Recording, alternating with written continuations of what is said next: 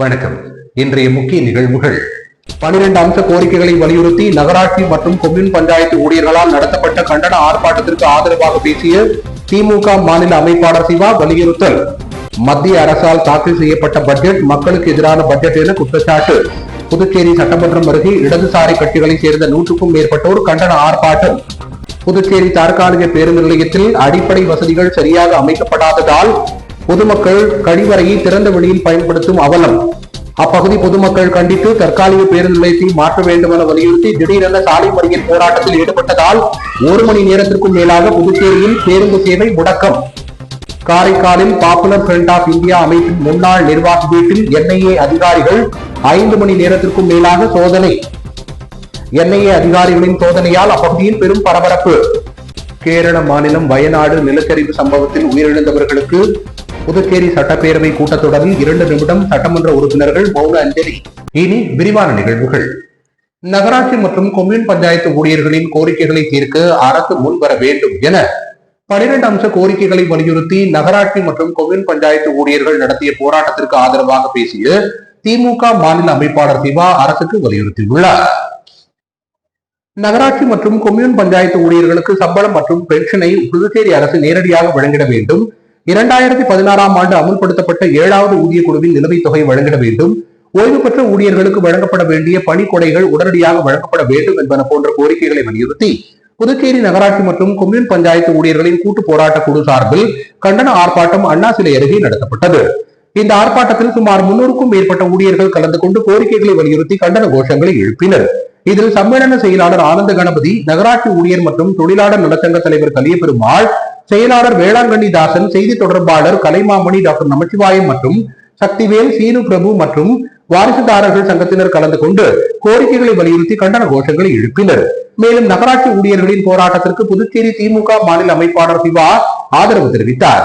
தொடர்ந்து செய்தியாளர்களிடம் பேசிய திமுக மாநில அமைப்பாளர் சிவா, நகராட்சி மற்றும் கொம்யூன் பஞ்சாயத்து ஊழியர்கள் கோரிக்கைகளை வலியுறுத்தி பல மாதங்களாக போராடி வருவதாகவும், ஆனால் அவர்களின் போராட்டத்திற்கு அரசு செவிசாய்க்கவில்லை என்றும், உடனடியாக ஊழியர்களின் கோரிக்கைகளை தீர்க்க அரசு முன்வர வேண்டும் என வலியுறுத்தினார்.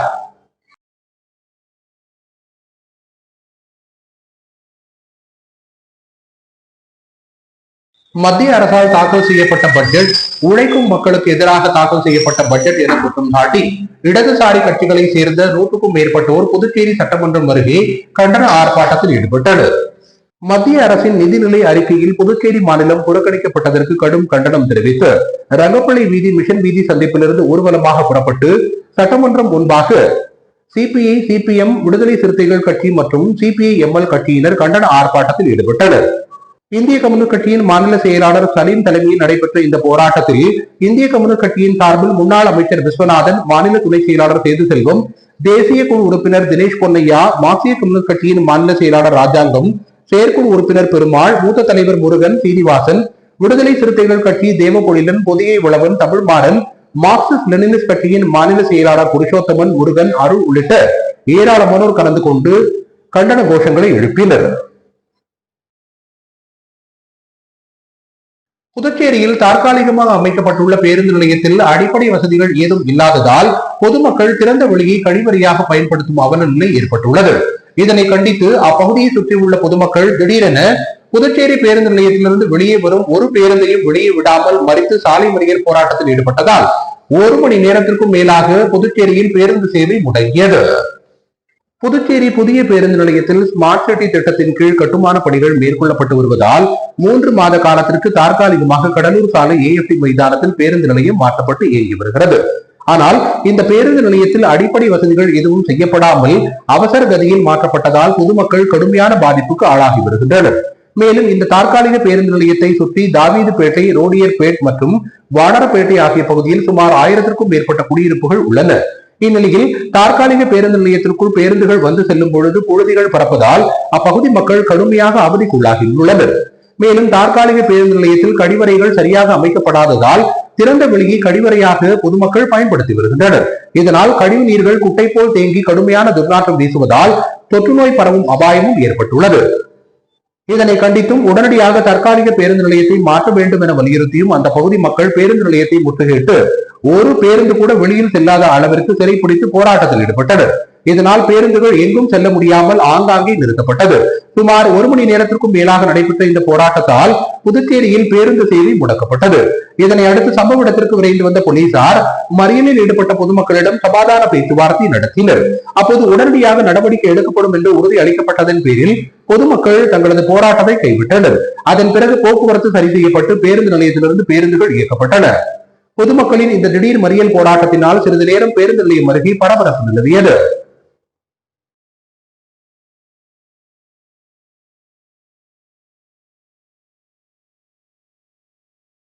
காரைக்காலில் பாப்புலர் ஃப்ரண்ட் ஆஃப் இந்தியா அமைப்பின் முன்னாள் நிர்வாகி வீட்டில் NIA அதிகாரிகள் 5 மணி நேரத்திற்கும் மேலாக திடீரென சோதனை மேற்கொண்டதால் அப்பகுதியில் பெரும் பரபரப்பு ஏற்பட்டது.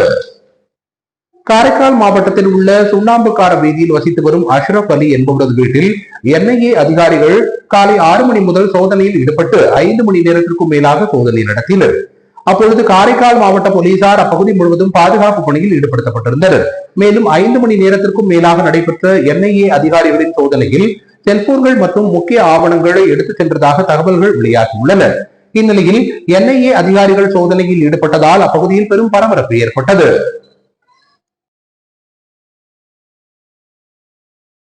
புதுச்சேரி அரசின் சமூக நலத்துறை மற்றும் பிற்படுத்தப்பட்ட மற்றும் மிகவும் பிற்படுத்தப்பட்டோர் நலத்துறை சார்பில் ஊனமுற்றோருக்கு 3 சக்கர வாகனம், மாணவர்களுக்கு இலவச சைக்கிள் மற்றும் பயனாளிகளுக்கு நலத்திட்ட உதவிகளை முதலமைச்சர் ரங்கசாமி வழங்கினார். புதுச்சேரி அரசின் சமூக நலத்துறை மற்றும் பிற்படுத்தப்பட்ட மற்றும் சிறுபான்மையினர் நலத்துறை சார்பில் பல்வேறு நலத்திட்ட உதவிகள் பயனாளிகளுக்கு வழங்கும் துவக்க விழா தட்டாஞ்சாவடி சுப்பையா நகர் சேக்கிழார் அரசு உயர்நிலைப் பள்ளியில் நடைபெற்றது. இவ்விழாவிற்கு சட்டப்பேரவைத் தலைவர் செல்வம் தலைமை தாங்கினார். சமூக நலத்துறை அமைச்சர் தேனி ஜெயக்குமார் முன்னிலை வகித்து நோக்க உரையாற்றினார். இவ்விழாவில் முதலமைச்சர் ரங்கசாமி சிறப்பு விருந்தினராக கலந்து கொண்டு மாற்றுத்திறனாளிகளுக்கு விலையில்லா 3 சக்கர மோட்டார் வாகனங்களையும், பள்ளி மாணவ மாணவிகளுக்கு மிதிவண்டிகள் மற்றும் மழை கோட்டுகளையும், 60 வயதை கடந்த மூத்த குடிமக்களுக்கு போர்வைகள் மற்றும் காலணிகள் உள்ளிட்ட நலத்திட்ட உதவிகளை வழங்கினார்.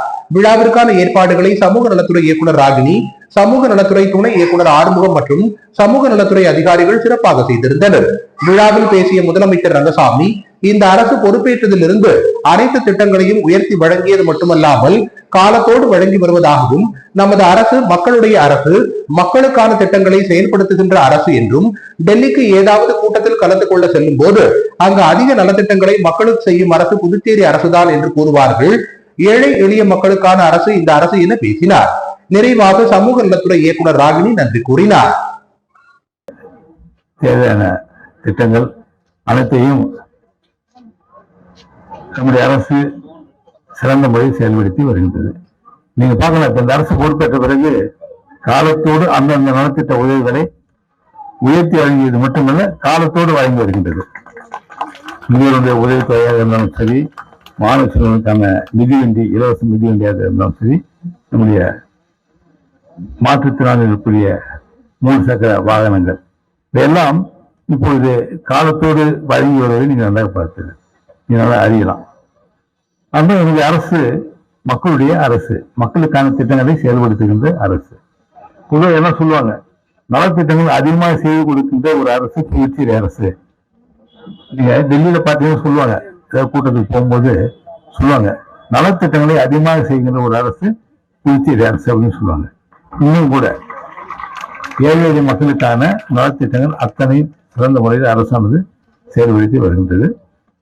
ஆதிதிராவிடர் அரசு மாணவர் விடுதியில் பணியாற்றி ஓய்வு பெற்ற சமையல் உதவியாளருக்கு பாராட்டு விழா நடத்திய ஆதிதிராவிடர் நலத்துறை இயக்குனர் இளங்கோவன் தனது காரிலேயே அவரை வழி அனுப்பி வைத்த சம்பவம் நிகழ்ச்சியை ஏற்படுத்தியுள்ளது. புதுச்சேரி அரசு ஆதிதிராவிடர் மற்றும் பழங்குடியினர் நலத்துறையில் கடந்த 25 ஆண்டுகளாக பணிபுரிந்து வந்த சமையல் உதவியாளர் கஸ்தூரிபாய் பணி நிறைவு பெறும் நிலையில் ஆதிதிராவிடர் நலத்துறை இயக்குனர் இளங்கோவன் அறிவுறுத்தலின் பேரில் அவருக்கு பணி நிறைவு பாராட்டு விழா கிருஷ்ணா நகர் அரசு மாணவியர் விடுதி வளாகத்தில் நடைபெற்றது. விழாவில் சிறப்பு விருந்தினராக கலந்து கொண்ட ஆதிதிராவிடர் நலத்துறை இயக்குனர் இளங்கோவன் கஸ்தூரிபாயின் 25 ஆண்டு கால சேவையினை பாராட்டி அவருக்கு சால்வை அணிவித்தும் பரிசுகள் வழங்கி வாழ்த்து தெரிவித்தார். தொடர்ந்து விழாவில் பேசிய அவர், ஆதிதிராவிடர் நலத்துறையில் பணியாற்றும் கடைநிலை ஊழியர்களுக்கும் பணி நிறைவு பாராட்டு விழா நடத்தி வருவது மகிழ்ச்சி அளிப்பதாகவும், எந்த ஒரு வசதிகளும் இல்லாத காலத்தில் விறகு அடுப்பில் சமையல் செய்து 100க்கும் மேற்பட்டோருக்கு உணவு வழங்கியிருப்பது பாராட்டுக்குரியது என்றார். விழாவின் நிறைவாக கஸ்தூரிபாய் மற்றும் அவரது குடும்பத்தினரை யாரும் எதிர்பார்க்காத வகையில் இயக்குனர் இளங்கோவன் தனது காரிலேயே வீட்டிற்கு அனுப்பி வைத்தது அங்கிருந்தவர்களிடையே நிகழ்ச்சியை ஏற்படுத்தியது. இந்த நிகழ்ச்சியில் துறை கண்காணிப்பாளர் வேல்முருகன், அதிகாரிகள், ஊழியர்கள் மற்றும் மாணவிகள் திரளாக கலந்து கொண்டனர்.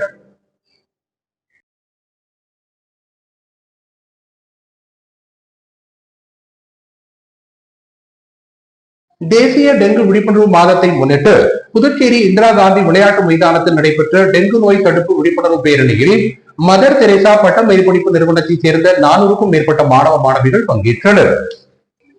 ஒவ்வொரு ஆண்டும் தேசிய டெங்கு விழிப்புணர்வு மாதம் சுகாதாரத்துறையால் அனுசரிக்கப்பட்டு வருகிறது. அதன்படி ஆகஸ்ட் மாதம் 1ஆம் தேதி வியாழக்கிழமை அன்று காலை 8 மணி அளவில் டெங்கு நோய் தடுப்பு விழிப்புணர்வு பேரணி புதுச்சேரி உப்பளம் இந்திரா காந்தி விளையாட்டு மைதானத்தில் நடைபெற்றது. புதுச்சேரி மதர் தெரசா பட்ட மேற்படிப்பு நிறுவனத்தை சேர்ந்த 400க்கும் மேற்பட்ட மாணவர்கள் இந்த விழிப்புணர்வு பேரணியில் பங்கேற்றனர். விழிப்புணர்வு பேரணியை சுகாதாரத்துறை இயக்குநர் டாக்டர் ஸ்ரீராமுலு கொடியசைத்து துவக்கி வைத்தார். பேரணியில் மலேரியா திட்ட உதவி இயக்குநர் டாக்டர் வசந்தகுமாரி தலைமையில் தொழில்நுட்ப உதவியாளர்கள், சுகாதார ஆய்வாளர்கள், சுகாதார உதவியாளர்கள் மற்றும் மலேரியா களப்பணியாளர்கள் கலந்து கொண்டு டெங்கு விழிப்புணர்வு பதாகைகளை ஏந்திய புதுச்சேரி சட்டப்பேரவையின் பட்ஜெட் கூட்டத்தொடரின் 2ஆம் நாள் கூட்டத்தில் கேரள மாநிலம் வயநாடு நிலச்சரிவு சம்பவத்தில் உயிரிழந்தவர்களுக்கு 2 நிமிடம் சட்டமன்ற உறுப்பினர்கள் மௌன அஞ்சலி செலுத்தினர். புதுச்சேரியின் 15வது சட்டப்பேரவையின் பட்ஜெட் கூட்டத்தொடர் புதன்கிழமையன்று கவர்னர் உரையுடன் தொடங்கியது. கவர்னர் உரைக்கு எதிர்ப்பு தெரிவித்து திமுக, காங்கிரஸ் கட்சியின் சட்டமன்ற உறுப்பினர்கள் வெளிநடப்பு செய்தனர். அதனைத் தொடர்ந்து 2ஆம் நாளான வியாழக்கிழமையன்று சபாநாயகர் செல்வம் தலைமையில் கூட்டம் தொடங்கியது. கூட்டத்தில் மறைந்த முன்னாள் சட்டமன்ற உறுப்பினர்கள் கிருஷ்ணமூர்த்தி, அன்பழகன் ஆகியோருக்கு இரங்கல் தெரிவிக்கப்பட்டது. மேலும் கேரள மாநிலம் வயநாடு நிலச்சரிவு சம்பவத்தில் உயிரிழந்தவர்களுக்கு இரங்கல் தெரிவிக்கப்பட்டதுடன் 2 நிமிட மௌன அஞ்சலியும் செலுத்தப்பட்டது. அதனைத் தொடர்ந்து கவர்னர் உரைக்கு நன்றி தெரிவித்தல் மற்றும் இன்றைய கூட்டத்தில் சட்ட முன்வரைவுகளுக்கு இசைவு அளித்தல் போன்றவை நடைபெற்றது. வெள்ளிக்கிழமையன்று நிதித்துறைக்கு பொறுப்பு வைக்கும் முதலமைச்சர் ரங்கசாமி நிதிநிலை அறிக்கையை தாக்கல் செய்கிறார்.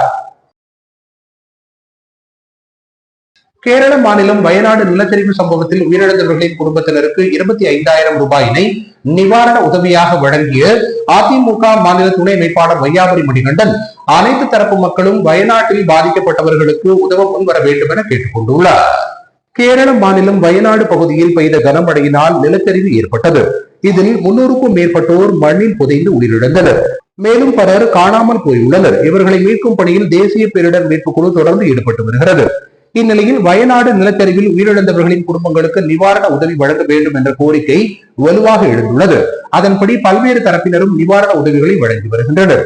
இந்நிலையில் புதுச்சேரி மாநில அதிமுக துணை செயலாளர் வையாபுரி மணிகண்டன் வயநாடு நிலச்சரிவில் உயிரிழந்தவர்களின் குடும்பத்தினருக்கு 25,000 ரூபாய் நிதியை முதலமைச்சரின் நிவாரண நிதிக்கு அனுப்பி வைத்தார்.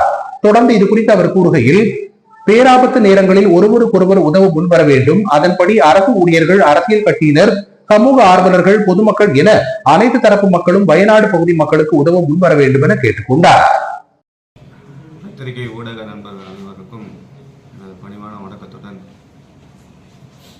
புதுச்சேரி மாநில காந்தி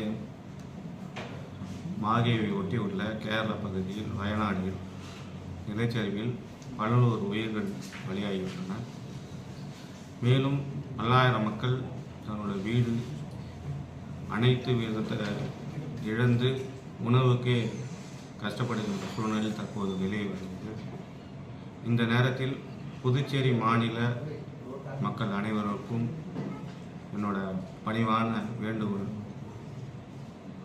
அவரவர் முடிந்த தொகையினை நேற்றைய தினம் கேரள முதலமைச்சர் நிவாரண நிதி அறிவித்துள்ளார்.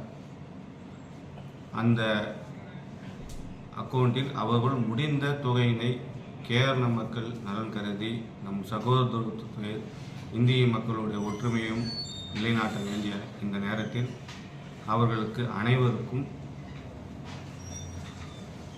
மருத்துவ செலவு உள்பட அனைத்துக்கும் நிதி அளிக்க வேண்டும் என்று புதுச்சேரி மாநில மக்கள், சட்டமன்ற உறுப்பினர்கள், அரசியல்வாதிகள், அரசாங்க அதிகாரிகள், பணியாளர்கள், சமூக அமைப்பினர் மற்றும் புதுச்சேரி மாநில மக்கள் அனைவருக்கும் அனைத்திந்திய அண்ணா திராவிட முன்னேற்ற கழக சார்பில் வேண்டுகோளை வைத்து எடப்பாடி அவர்கள் ஆணைப்படி என்னுடைய பங்களிப்பாக கேரள மக்களின் துயரத்தில் பங்கு கொள்ள 25 ரூபாய் தற்போது ஜிபே மூலம் அனுப்பி காரைக்கால் மாவட்டத்தின் வாஞ்சாறு மேலகாசாக்குடியில் பல ஆண்டுகளுக்கு முன்பு கட்டப்பட்டு தற்போது சிதிலமடைந்துள்ள தடுப்பணையை உடனடியாக அரசு சீரமைக்க முன்வர வேண்டும் என கடைமடை விவசாய சங்க தலைவர் கேட்டுக் கொண்டுள்ளார். புதுச்சேரி மாநிலம் காரைக்கால் மாவட்டம் கடைமடை விவசாய சங்க தலைவர் சுரேஷ் அறிக்கை ஒன்றை வெளியிட்டுள்ளார். அந்த அறிக்கையில் காரைக்கால் மாவட்டத்தின் வாஞ்சாறு மேலகாசாக்குடி போகும் சாலையில் பல ஆண்டுகளுக்கு முன்பு தடுப்பணை கட்டப்பட்டது என்றும் தற்போது அந்த தடுப்பணை சிதிலமடைந்துள்ளதாகவும் பொதுப்பணித்துறை செயல்பொறியாளரிடம் பல முறை சொல்லியும் இந்த நாள் வரை அந்த தடுப்பணை சிதிலமடைந்தது சரி செய்யப்படவில்லை என்றும் மேட்டூர் அணையில் தண்ணீர் திறக்கப்பட்டால் நேரடியாக கடலுக்குத்தான் தண்ணீர் செல்லுகிறது. அதனை சேமித்து வைத்து அருகாமையில் இருக்கும் விவசாய நிலங்களுக்கும் குடியிருப்புகளுக்கும் அருகாமையில் இருக்கக்கூடிய மருத்துவக் கல்லூரிக்கும் நர்சிங் கல்லூரிக்கு தேவையான தண்ணீரை ஆழ்குழாய் கிணற்றில் உப்புத்தன்மை அதிகரித்து வருவதாகவும் மேலும் அமாவாசை பௌர்ணமி காலங்களில் தண்ணீர் மேலே ஏறி பெரும் நஷ்டத்தை ஏற்படுத்தி வருவதாகவும் இவற்றை தடுக்கத்தான் இந்த தடுப்பணை கட்டப்பட்டது. தற்போது தடுப்பணை சிதிலமடைந்துள்ள நிலையில் அவற்றையெல்லாம் சரி செய்யாமல் மெத்தன போக்கிலேயே பொதுப்பணித்துறையில் உள்ள நீர்ப்பாசனத்துறை இருந்து வருவதாகவும் உடனடியாக இந்த பிரச்சனையை மாவட்ட ஆட்சித்தலைவர் தலையிட்டு நேரடியாக சிதிலமடைந்த தடுப்பணையை பார்வையிட்டு போர்க்கால அடிப்படையில் சீர் செய்தால் மட்டும்தான் கடலுக்கு செல்கின்ற நீரை தடுக்க முடியும் என்றும் குறிப்பிட்டுள்ளார். மேலும் நீரில் உள்ள உப்புத்தன்மையை குறைக்க ஏதுவாக இருக்கும் என்றும் இந்த நிலை நீடிக்கும் பட்சத்தில் விவசாயிகள் ஒன்று சேர்ந்து பொதுப்பணித்துறை வாயிலில் மாபெரும் கண்டன ஆர்ப்பாட்டத்தில் ஈடுபட போவதாக சுரேஷ் தனது அறிக்கையில் குறிப்பிட்டுள்ளார். தொண்டமானத்தம் அன்சாரி துரைசாமி உயர்நிலைப் பள்ளியில் நடைபெற்ற சரிவிகித உணவு கண்காட்சியை ஏராளமான மாணவ மாணவியர்கள் பார்வையிட்டனர். புதுச்சேரி அன்சாரி துரைசாமி அரசு மேல்நிலைப் பள்ளியில் யூத் அண்ட் யூகோ கிளப் மூலமாக சிக்ஷா சபத் நிகழ்ச்சியின் ஒரு பிரிவாக நியூட்ரிஷியன் நாள் கொண்டாடப்பட்டது. நிகழ்ச்சியின் ஒரு பகுதியாக சரி விகித உணவுப் பொருட்கள் கண்காட்சி மாணவ மாணவியர்கள் சார்பில் நடத்தப்பட்டது. நிகழ்ச்சிக்கு வந்திருந்த அனைவரையும் பள்ளியின் பொறுப்பு துணை முதல்வர் மனோன்மணி வரவேற்றார். கண்காட்சியை யூத் அண்ட் யூகோ கிளப் பொறுப்பாசிரியர் தாவரவியல் விருதையாளர் மணிகண்டன் மற்றும் யூத் அண்ட் யூகோ கிளப் துணை பொறுப்பாசிரியர் உதயகுமார் மற்றும் தமிழ் ஆசிரியை கலைவாணி ஆகியோர் ஏற்பாடு செய்திருந்தனர். மாணவ மாணவியர் மாவுச்சத்து, புரதச்சத்து, கொழுப்பு சத்து, விட்டமின்கள், மினரல்கள் பற்றிய தனித்தனி உணவுப் பொருட்களை கொண்டு கண்காட்சியை அமைத்து விரிவாக சத்து பொருட்கள் அடங்கிய உணவுப் பொருட்கள் பற்றியும் அவற்றின் குறைபாட்டால் ஏற்படும் நோய்கள் பற்றியும் விரிவாக விளக்கினர். நிகழ்ச்சியை பள்ளி மாணவர்கள் பார்வையிட உடற்கல்வி ஆசிரியர் ரகு ஒழுங்குபடுத்தி பார்வையிட ஏற்பாடு செய்தார். நிகழ்ச்சிக்கான ஏற்பாடுகளை அனைத்து ஆசிரியர்கள் மற்றும் அலுவலக ஊழியர்கள் சிறப்பாக செய்திருந்தனர். மீண்டும் இன்றைய முக்கிய நிகழ்வுகள். 12 அம்ச கோரிக்கைகளை வலியுறுத்தி நகராட்சி மற்றும் கொம்யூன் பஞ்சாயத்து ஊழியர்களால் நடத்தப்பட்ட கண்டன ஆர்ப்பாட்டத்திற்கு ஆதரவாக பேசிய திமுக மாநில அமைப்பாளர் சிவா வலியுறுத்தல். மத்திய அரசால் தாக்கல் செய்யப்பட்ட பட்ஜெட் மக்களுக்கு எதிரான பட்ஜெட் என குற்றச்சாட்டு. புதுச்சேரி சட்டமன்றம் அருகே இடதுசாரி கட்சிகளைச் சேர்ந்த 100க்கும் மேற்பட்டோர் கண்டன ஆர்ப்பாட்டம். புதுச்சேரி தற்காலிக பேருந்து நிலையத்தில் அடிப்படை வசதிகள் சரியாக அமைக்கப்படாததால் பொதுமக்கள் கழிவறையை திறந்த வெளியில் பயன்படுத்தும் அவலம். அப்பகுதி பொதுமக்கள் கண்டித்து தற்காலிக பேருந்து நிலையத்தை மாற்ற வேண்டும் என வலியுறுத்தி திடீரென சாலை மறியல் போராட்டத்தில் ஈடுபட்டதால் 1 மணி நேரத்திற்கும் மேலாக புதுச்சேரியில் பேருந்து சேவை முடக்கம். காரைக்காலில் பாப்புலர் ஃப்ரண்ட் ஆஃப் இந்தியா அமைப்பின் முன்னாள் நிர்வாக வீட்டில் NIA அதிகாரிகள் 5 மணி நேரத்திற்கும் மேலாக சோதனை. NIA அதிகாரிகளின் சோதனையால் அப்பகுதியில் பெரும் பரபரப்பு. கேரள மாநிலம் வயநாடு நிலச்சரிவு சம்பவத்தில் உயிரிழந்தவர்களுக்கு புதுச்சேரி சட்டப்பேரவை கூட்டத்தொடரில் 2 நிமிடம் சட்டமன்ற உறுப்பினர்கள் மௌன அஞ்சலி. இத்துடன் இன்றைய நிகழ்வுகள் நிறைவடைந்தன. வணக்கம்.